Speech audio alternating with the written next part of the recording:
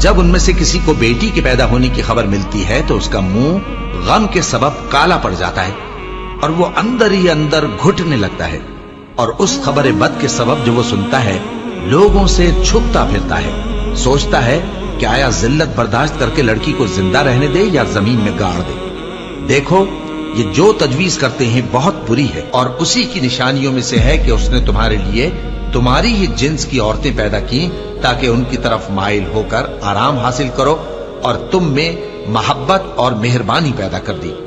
जो लोग गौर करते हैं उनके लिए इन बातों में बहुत सी निशानियां हैं, और औरतों का हक मर्दों पर वैसा ही है जैसे दस्तूर के मुताबिक मर्दों का हक औरतों पर है।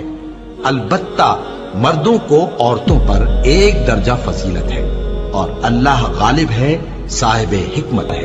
ऐ पैगंबर सल्लल्लाहु अलैहि वसल्लम, अपनी बीवियों और बेटियों और मुसलमानों की औरतों से कह दो कि बाहर निकला करें तो अपने चेहरों पर चादर लटकाकर घूंघट निकाल लिया करें। ये चीज उनके लिए मूजिब शनाख्त तो इम्तियाज होगी, तो कोई उनको ईजा न देगा, और अल्लाह बख्शने वाला है, मेहरबान है। और किसी मोमिन मर्द और मोमिन औरत को हक नहीं है कि जब अल्लाह और उसका रसूल कोई बात तय कर दें तो वो उस काम में अपना भी कुछ इख्तियार समझे, और जो कोई अल्लाह और उसके रसूल की नाफरमानी करे वो बिल्कुल गुमराह हो गया। मुसलमानों, तुम्हारी औरतों में जो बदकारी का इर्तिकाब कर बैठी उन पर अपने लोगों में से 4 शख्सों की शहादत लो।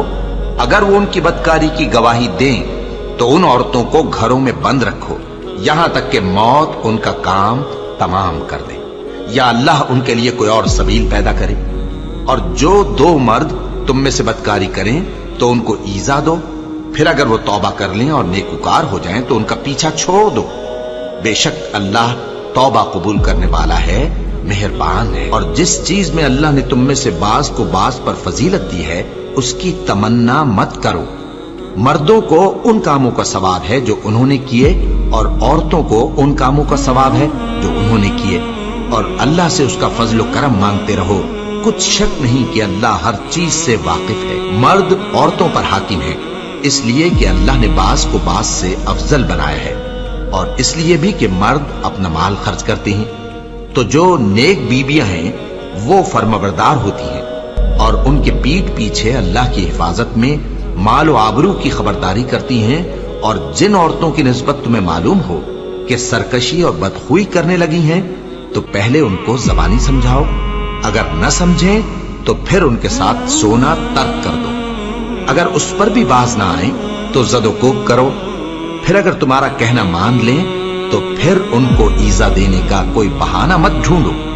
बेशक अल्लाह बहुत ऊंचा है, बड़ा है। मोमिनो, तुमको जायज नहीं कि जबरदस्ती औरतों के वारिस बन जाओ, और देखना इस नीयत से कि जो कुछ तुमने उनको दिया है उसमें से कुछ ले लो, उन्हें घरों में मत रोक रखना।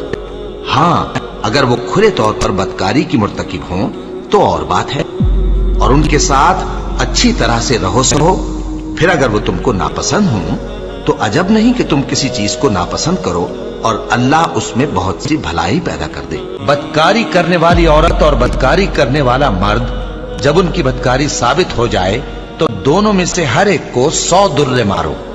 और अगर तुम अल्लाह और रोज़े आखिर पर ईमान रखते हो तो अल्लाह के कानून को नाफिज करने में तुम्हें उन पर हरगिज तरस ना आए, और चाहिए कि उनकी सजा के वक्त मुसलमानों की एक जमात भी मौजूद हो।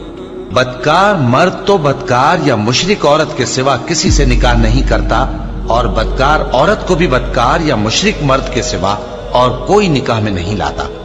और ये यानी बदकार औरत से निकाह करना मोमिनों पर हराम है। और जो लोग परहेजगार औरतों को बदकारी का ऐब लगाएं और उस पर 4 गवाह न लाएं तो उनको 80 दुर्रे मारो और कभी उनकी शहादत कबूल न करो, और यही बदकिरदार है। हाँ, जो उसके बाद तौबा कर लें और अपनी हालत संवार लें तो अल्लाह भी बख्शने वाला है, मेहरबान है।